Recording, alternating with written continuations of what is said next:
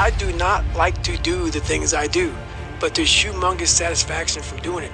There's humongous satisfaction from lacing your shoes up saying, I don't really want to go for a run today. And then running. And then getting back and saying, wow. I did it. I did it. Yeah. And that's what it's about. It's about these small steps to doing things you don't want to do. I don't care how good you are in anything. You don't have discipline, you ain't nobody. Right. You're nothing without discipline. Because you give up under the slightest struggle without discipline. 100%. Discipline is doing what you hate to do, but do it like you love it. Doing what you hate to do, but do it like you love it. That is a great quote. Mm-hmm. And if you can do that, you can be successful in anything. What do you think most people get wrong about motivation? They think it's a permanent fix. They think it's something that is a constant. They think that maybe once I get it, I'm gonna hold on to it. And that's the thing about that I was telling you, that I always talk about. It's nothing is permanent. Nothing is permanent. And a lot of times you have to learn to perform without motivation. Fuck your motivation. Fuck your motivation. You need discipline. Because motivation's not there every day. I'm missing motivation most days. Wow, Some really? days, yeah, sometimes I got motivation. Sometimes I'm like, fuck yeah, after that felt good. I can't wait to get to the gym. A lot of days like, yeah, I get to the gym. And then once I get going, then I feel great. And I feel great when it's over. But it's that beginning part that's hard because your body wants to stay comfortable. Be the guy who embraces the ugly, the miserable. Be the guy who embraces hard work, the grind. Don't be afraid of being hurt. Don't be afraid of sacrificing some blood. You know, trivial things weren't gonna pull my attention. It had to be things weren't gonna pull my attention. It had to be things that I had a purpose. I wanted to be one of the best basketball players to ever play. And anything else that was outside of that lane, I didn't have time for. At what age did that goal become crystal clear?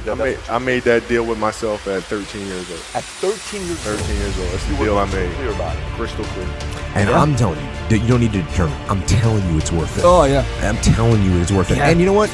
You actually know it's worth it. That's why you're asking this question. You know it's worth it. You know it's worth it to have discipline, but you think there's an easier way. Yeah. You think that it's something that people have. You think that when Jocko's alarm clock goes off, it's like, oh, just like my father taught me.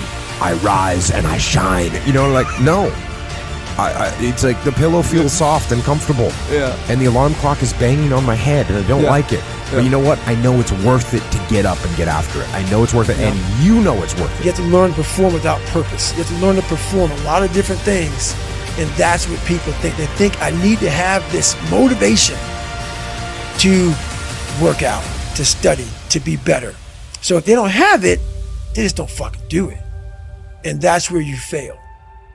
You have to learn to train your mind well beyond motivation. If you have motivation, that's great. That's some kindling to the fire. All it takes is a little bit of fucking spark, you can burn the whole forest up. But motivation, you have to learn to exist without it. You have to learn to be, you have to be your best self when you're least motivated. How do you overcome fear of failure, or fear of success, or fear of fear itself? You step. That step towards your fear is the step into bravery. I think people kind of fear taking that first step into progress because it's going to result in a change. If you can only see the negative aspects, then of course you're never going to want fucking change. You'll just stay where you are. We're afraid when we don't face reality. The more we try to avoid the inevitable, the more likely the inevitable is going to be. You're going to get hurt. I wasn't born to be wrapped up in bubble wrap and a blanket and sit on the couch and tremble as the world goes by outside my door. I want the world to tremble when I go by its door. I found that nothing in life is worthwhile unless you take risks. Nelson Mandela said, there is no passion to be found playing small and settling for a life that's less than the one you're capable of living. If you don't fail, you're not even trying.